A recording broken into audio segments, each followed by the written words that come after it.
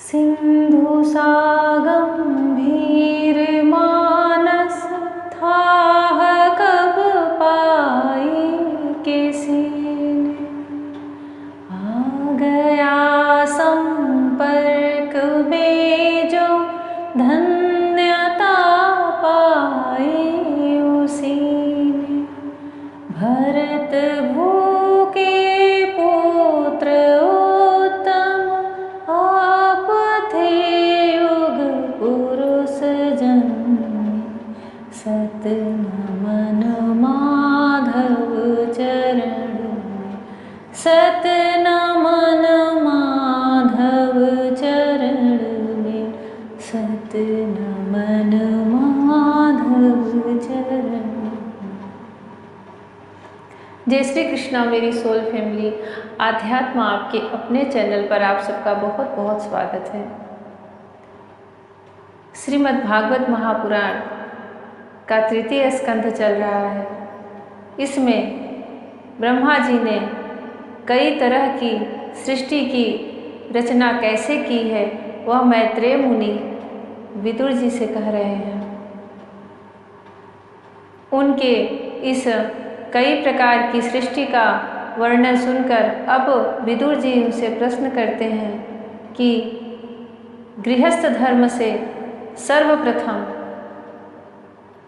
ब्रह्मा जी के द्वारा इस सृष्टि की उत्पत्ति कैसे हुई, जिसमें विवाह और सारे संस्कार होते हैं। क्योंकि बाकी के जो भी उन्होंने सृष्टि बनाई है उसमें मनुष्य जैसा कोई लोक आचरण नहीं है, चाहे वह देवताओं की सृष्टि हो, चाहे दैत्यों की, असुरों की। कल बड़ा ही सुंदर प्रसंग था भगवान के 10 प्रकार की सृष्टि का। उससे हर कोई अपना अनुमान लगा सकता है कि भगवान की, ब्रह्मा जी की त्यागी हुई किस देह को उसने ग्रहण किया है। जैसा उसका स्वभाव है, जैसा वह कर्म है, वह सूक्ष्म रूप से समझ लिए उन्हीं गुणों से मिश्रित है। वह असुर प्रवृत्ति का है, गंधर्व प्रवृत्ति का है, देवताओं के जैसा है, दैत्यों के जैसा है, या क्रोधी सर्पों के जैसा है।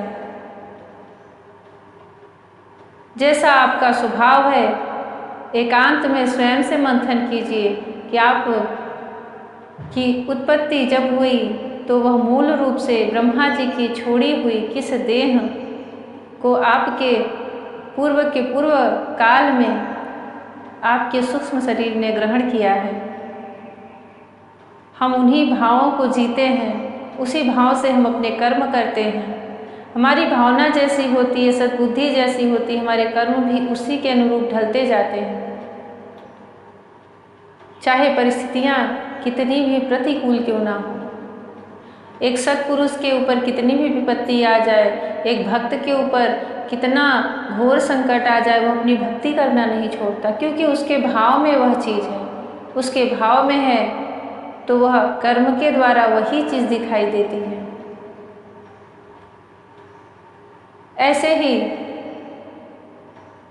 जब कोई दुष्ट पुरुष होता है तो भले ही उसके आसपास कितनी ही अच्छी और पवित्र बातें हों, पवित्र स्थान हो, दिव्य स्थान हो, तीर्थ स्थान में उसका जन्म क्यों न हुआ हो, परंतु उसके भाव मलिन हैं, कलुषित हैं, बुरे हैं, तब उसके कर्म उसी प्रकार होते चले जाएंगे। इसलिए अपने भाव पे, अपने मन के विचारों पर ध्यान दे। अपने ही द्वारा अपने शरीर के अंदर हर चीज़ों को अलग अलग करके देखें, उनका विश्लेषण करें कि हम किस भाग में हैं, किस विभाग में हैं, हम किस ओर जा रहे हैं, हमारी गति किस तरफ जा रही है। उससे आपको अनुमान लग जाएगा कि आप भगवान के कितने निकट हैं या फिर कितने दूर।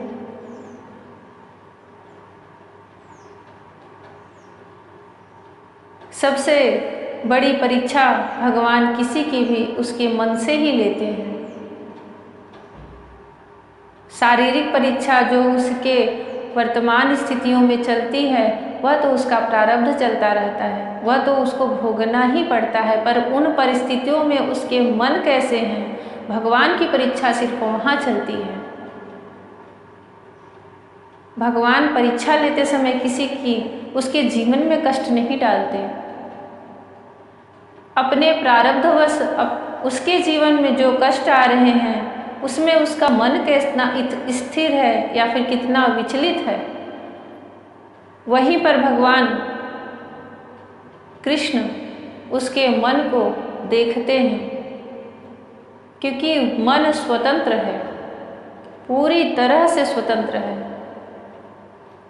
भगवान ने उसको 4 घोड़े दिए हैं, चारों घोड़ों की लगाम उसके जो बुद्धि है उसके पास है, परंतु मन पूरी तरह से स्वतंत्र है, एक रथी की तरह। वह कहीं भी जा सकता है, किधर भी जा सकता है, सब कुछ आपके हाथ में है। आप उसको किस गति में, किस दिशा में लेके जा रहे हैं। घोर से घोर विपत्ति समय में भी आपका मन कितना स्थिर है, सद्मार्ग पर है, कहीं असंग में भटक तो नहीं गया है, कहीं पापों में तो नहीं उलझ गया है। बस भगवान उसी जगह आपकी परीक्षा लेते हैं। उनकी परीक्षा बहुत ही सूक्ष्म तरीके से होती है। वह सिर्फ उस व्यक्ति के मन के भावों को ही जानता है कि आज भगवान ने मेरी कितनी कठिन परीक्षा ली है, आज मुझे इस निर्णय को करने में, यह निर्णय लेने में मैं कितना दुविधा में था। और जब वह उससे एक सही निर्णय ले पाता है, एक सही मार्ग मिल जाता है, तब उसकी आत्मा, उसके मन को समझ में आता है कि हाँ, ये मेरे जीवन की बड़ी धर्म परीक्षा थी, बड़ी कठिन परीक्षा थी।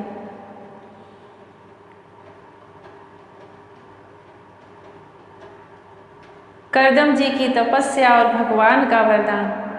विदुर जी ने पूछा, भगवान स्वयंभू मनु का वंश बड़ा आदरणीय माना गया है।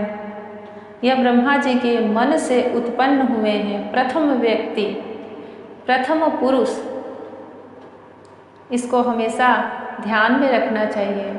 हमारी सृष्टि के प्रथम जो पति पत्नी का जोड़ा उत्पन्न हुआ था वह ब्रह्मा जी के मन से उत्पन्न हुआ था और उनका नाम था स्वयंभू मनु।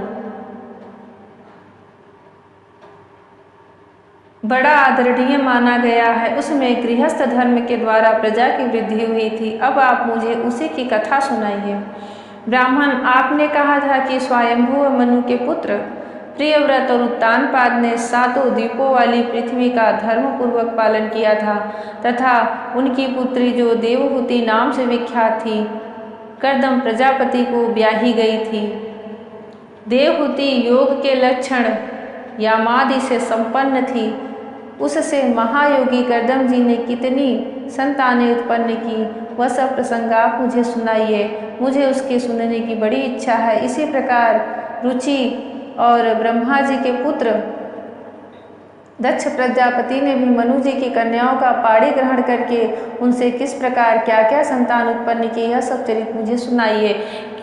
क्योंकि इन्हीं के वंश में जैसे जैसे आगे कथा चलती जाएगी, भक्त प्रहलाद, ध्रुव, अम्बरीश, महादेव और सती की सबकी एक के बाद एक इन्हीं के वंश में सबकी कथा आगे आती जाएगी।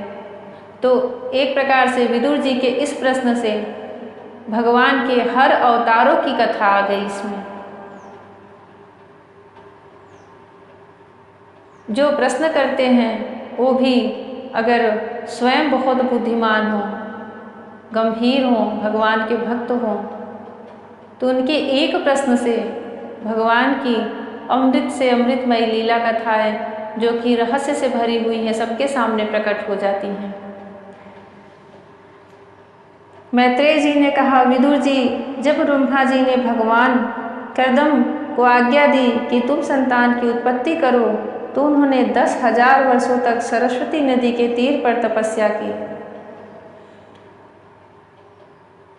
हम लोग छोटे थे उस समय रामानंद सागर जी की एक सीरियल आती थी श्री कृष्णा। उसमें जब एक दिन की बात बता रही हूँ, उसमें देवकी और वसुदेव के पूर्व जन्म की कथा आई कि वह एक उत्तम संतान के लिए ब्रह्मा जी की ब्रह्मा जी की आज्ञा से तपस्या कर रहे थे। एक पैर पर खड़े होकर कठोर तपस्या में दोनों पति पत्नी लगे हुए थे।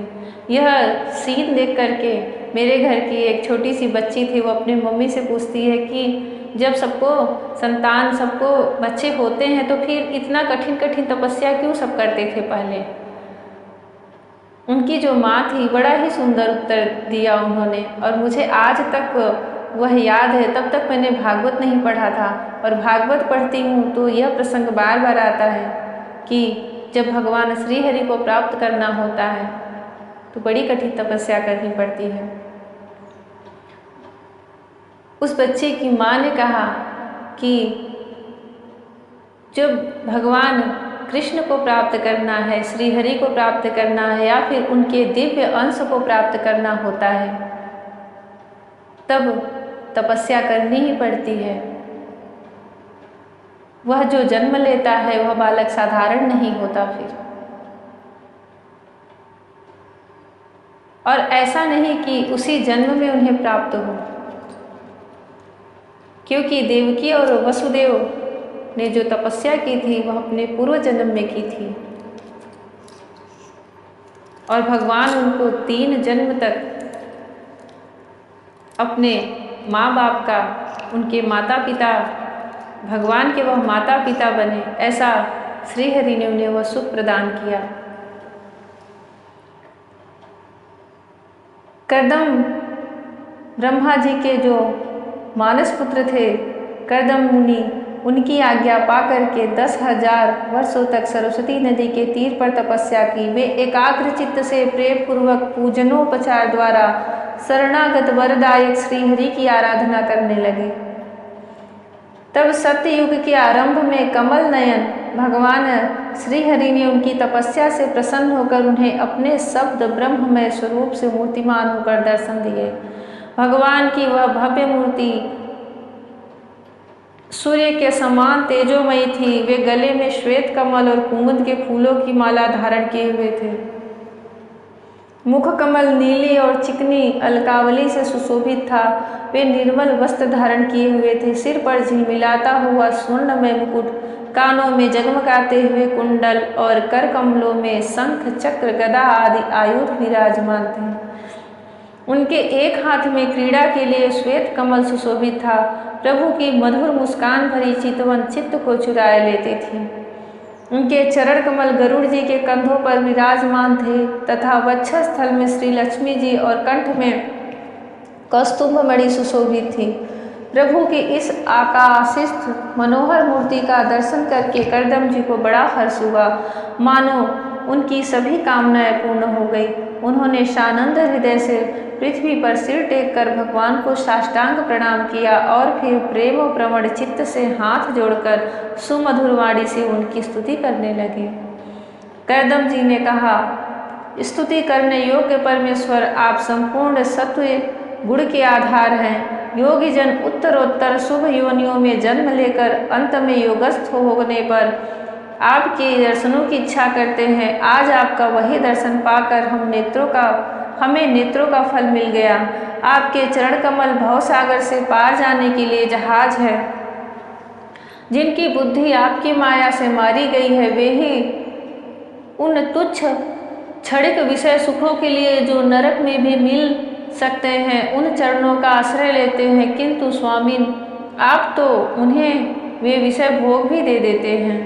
प्रभु, आप कल्प वृक्ष हैं। आपके चरण समस्त मनोरथों को पूर्ण करने वाले हैं। मेरा हृदय काम कलुषित है। मैं भी अपने अनुरूप स्वभाव वाली और गृहस्थ धर्म के पालन में सहायक शीलवती कन्या से विवाह करने के लिए आपके चरण कमलों की शरण में आया हूँ। सर्वेश्वर, आप संपूर्ण लोकों के अधिपति हैं। नाना प्रकार की कामनाओं में फंसा हुआ यह लोक आपकी वेदवाड़ी रूप डोरी में बंधा हुआ है। धर्म मूर्ते उसी का अनुगमन करता हुआ मैं भी काल रूप आपको आज्ञा पालन रूप पूजो पहारादि समर्पित करता हूँ। प्रभु, आपके भक्त विषयाशक्त लोगों और उन्हीं के मार्ग का अनुसरण करने वाले मुझ जैसे कर्मजट पशुओं को कुछ भी न गिनकर आपके चरणों की छत्र छाया का ही आश्रय लेते हैं तथा परस्पर आपके गुणगान रूप मादक क्षुधा का ही पान करके अपने क्षुधा पिपासादि देह धर्मों को शांत करते हैं। प्रभु, यह काल चक्र बड़ा प्रबल है। साक्षात ब्रह्म ही इसके घूमने की धुरी है। अधिक मान सहित 13 महीने अरे हैं, 360 दिन जोड़ हैं, 6 ऋतुएं नेमी हाल हैं और अनंत क्षण पल आदि इसमें पात्राकार धाराएं हैं तथा 3 चातुर्मास इसके आधारभूत नाभि है। यह अत्यंत वेगवान संवत्सर रूप काल चक्र चराचर जगत की आयु का छेदन करता हुआ घूमता रहता है, किंतु आपके भक्तों की आयु का ह्रास नहीं कर सकता। भगवान, जिस प्रकार मकड़ी स्वयं ही जाले को फैलाती है, उसकी रक्षा करती है और अंत में उसे निगल जाती है, उसी प्रकार आप अकेले ही जगत की रचना करने के लिए अपने से ही अभिन्न अपनी योग माया को स्वीकार कर उससे अभिव्यक्त हुई अपनी सत्वादि शक्तियों द्वारा स्वयं ही इस जगत की रचना, पालन और संहार करते हैं। प्रभु, इस समय आपने हमें अपनी तुलसी माला मंडित माया से परिच्छिन्न सी दिखाई देने वाली सगुण मूर्ति से दर्शन दिया है। आप हम भक्तों को जो शब्दादि विषय सुख प्रदान करते हैं, वे माइक होने के कारण यद्यपि आपको पसंद नहीं है, तथापि परिणाम में हमारा शुभ करने के लिए वे हमें प्राप्त हों।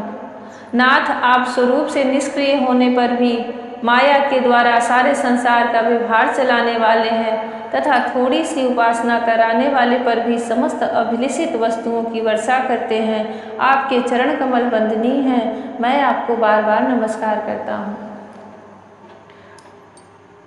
मैत्रेय जी कहते हैं, भगवान की भाव में प्रणय मुस्कान भरी चितवन से चंचल हो रही थी। वे गरुड़ जी के कंधे पर विराजमान थे। जब कर्दम जी ने इस प्रकार निष्कपट भाव से उनकी स्तुति की, तब वे उनसे अमृतमयी वाणी से कहने लगे।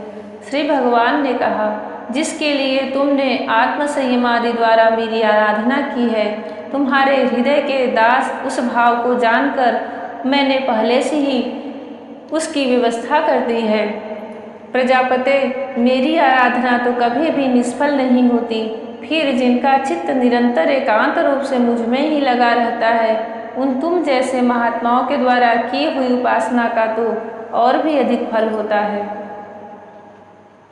प्रसिद्ध यशस्वी सम्राट स्वयंभू मनु ब्रह्मवर्त में रहकर 7 समुद्र वाली सारी पृथ्वी का शासन करते हैं। विप्रवर, वे परम धर्मज्ञ महाराज महारानी शतरूपा के साथ तुमसे मिलने के लिए परसों यहाँ आएंगे।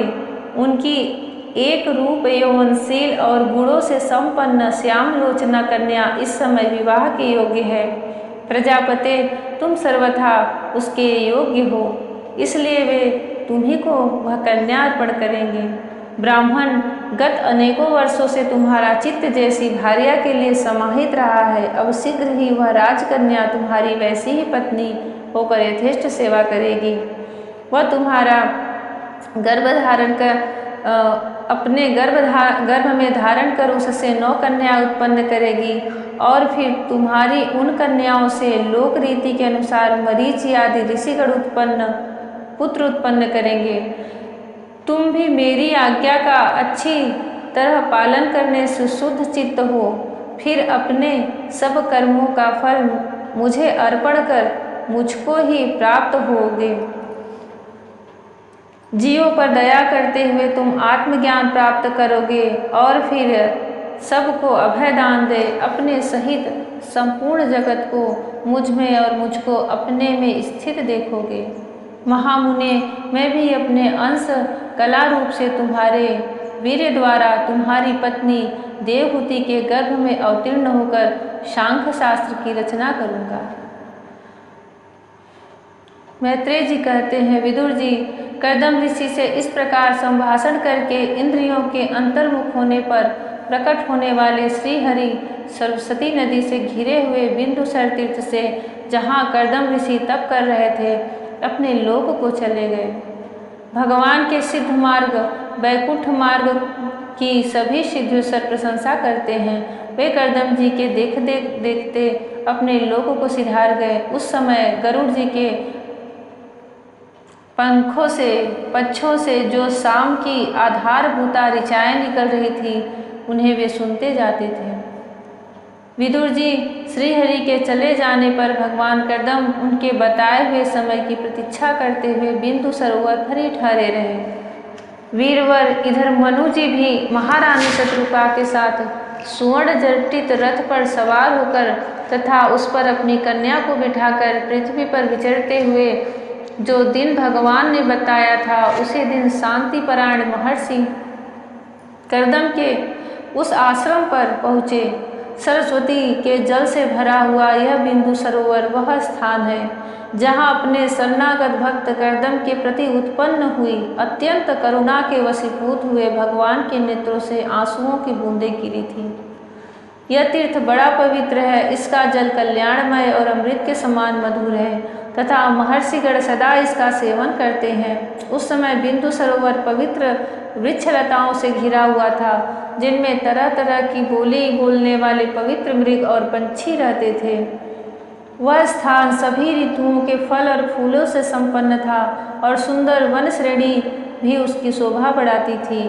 वहाँ झुंड के झुंड मत वाले पंछी चहक रहे थे, मत वाले भौरे मंडरा रहे थे, उन्मत्त मयूर अपने वृक्ष फैला फैला कर नट की भांति नृत्य कर रहे थे और मत वाले कोकिल कुहू कुहू करके मानो एक दूसरे को बुला रहे थे। वह आश्रम कदम्ब, चंपक, अशोक, करंज, बकुल, असन, कुंद, मंदार, कुटज और नए नए आम के वृक्षों से अलंकृत था।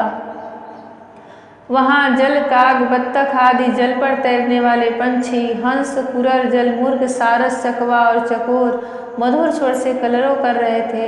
हरिण, सुअर, शाही, नीलगाय, हाथी, लंगूर, सिंह, वानर, नेवले और कस्तूरी मृग आदि पशुओं से भी वह आश्रम घिरा हुआ था। आदिराज महाराज मनु ने उस उत्तम तीर्थ में कन्या के सहित पहुंचकर देखा कि मुनिवर कर्दम अग्निहोत्र से निवृत्त होकर बैठे हुए हैं। बहुत दिनों तक उग्र तपस्या करने के कारण वे शरीर से बड़े तेजस्वी दिख पड़ते हैं तथा भगवान के स्नेहपूर्ण चितवन के दर्शन और उनके उच्चारण किए हुए कर्णामृत रूप सुमधुर वचनों को सुनने से इतने दिनों तक तपस्या करने पर भी वे विशेष दुर्बल नहीं जान पड़ते थे। उनका शरीर लंबा था, नेत्र कमल दल के समान विशाल और मनोहर थे, सिर पर जटाएं सुशोभित थी और कमर में चीर वस्त्र थे। वे निकट से देखने पर बिना शान पर चढ़ी हुई महामूल्य मणि के समान मलिन जान पड़ते थे। महाराज स्वयंभू मनु को अपनी कुटी में आकर प्रणाम करते देख उन्होंने उन्हें आशीर्वाद से प्रसन्न किया और यथोचित आतिथ्य रीति से उनका स्वागत सत्कार किया।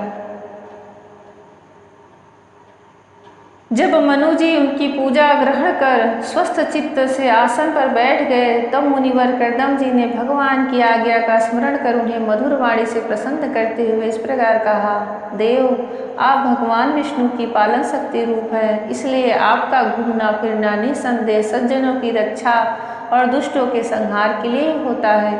आप साक्षात विशुद्ध विष्णु स्वरूप हैं तथा भिन्न भिन्न कार्यों के लिए सूर्य, चंद्र, अग्नि, इंद्र, वायु, यम, धर्म और वरुण आदि रूप धारण करते हैं। आपको नमस्कार है।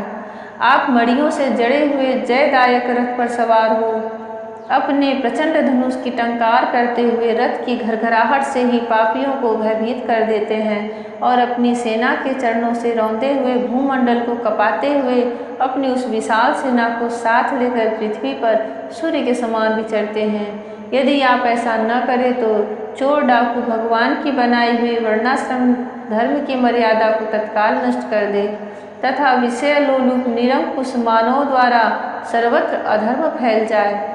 यदि आप संसार की ओर से निश्चिंत हो जाएं, तो यह लोक दुराचारियों के पंजे में पड़कर नष्ट हो जाए। तो भी वीरवर, मैं आपसे पूछता हूँ, इस समय यहाँ आपका आगमन किस प्रयोजन से हुआ है। मेरे लिए जो आज्ञा होगी उसे मैं निष्कपट भाव से सहर्ष स्वीकार करूँगा। जय श्री कृष्ण।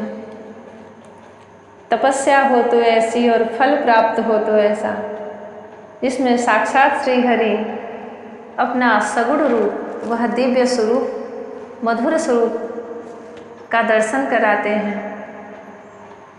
हर प्रकार का आशीर्वाद, वरदान वह कुछ ही शब्दों में दे देते हैं। उनके अनुकूल उनकी पत्नी, यह इस सृष्टि का एक तरह से कहा जाए तो पहला ऐसा विवाह है जिसमें भगवान नारायण इस विवाह को तय करते हैं। इस प्रसंग को मैं जब भी सुनती हूँ तो मेरे मन में यही विचार आता है कि भगवान नारायण विष्णु साक्षात गरुड़ जी पर बैठे हुए एक विवाह का रिश्ता लेकर आए हैं वरदान के स्वरूप में, और पहले से तय कर देते हैं कि परसों के दिन तुम्हारे घर, तुम्हारे आश्रम पर मनु, जो कि प्रथम पुरुष माने जाते हैं, उनकी पुत्री देवहूति को अपने साथ लेकर आएंगे। और अंत में भगवान उन्हें सबसे बड़ा आशीर्वाद देते हैं कि मैं स्वयं तुम्हारे पुत्र के रूप में जन्म लूँगा। मनुष्य के जीवन का बस यही सबसे बड़ा धर्म होता है, सबसे बड़ा फल होता है, सबसे बड़ी सद्गति होती है कि वह किसी भी आश्रम को ग्रहण करे। इतनी कठिन तपस्या करके, कठोर तपस्या करके कर्दम मुनि गृहस्थ आश्रम में प्रवेश करने जा रहे थे, परंतु वह धर्म के मार्ग पर हो, भगवान की प्राप्ति हो, चाहे जिस विधि से। सब गृहस्थ को छोड़ के संन्यास ले लेते हैं। वह संन्यास में आकर के एक सन्यासी बन के तपस्या करते हैं ब्रह्मचर्य में रह के, और फिर गृहस्थ में जाने के लिए साक्षात नारायण को आशीर्वाद देते हैं। धन्य है उनका जीवन, धन प्रणाम है उनके चरित्र को। कपिल मुनि उनके पुत्र के रूप में जन्म लिए भगवान के वह अंश अवतार माने जाते हैं, और उन्होंने सांख्य योग शास्त्र की रचना की है। कपिल मुनि के लिए बोला जाता है कि आज भी गंगा सागर जहाँ पे मिलती है वहाँ पर वह अपने दिव्य रूप से, अदृश्य रूप में, सूक्ष्म शरीर से आज भी वहाँ तप कर रहे हैं। उनका वही स्थान बताया जाता है। भगवान श्री कृष्ण का वह सांख्य योग अवतार था। उनको बारंबार नमस्कार है, बारंबार प्रणाम है। जय श्री कृष्णा। राधे राधे। हरि ओम।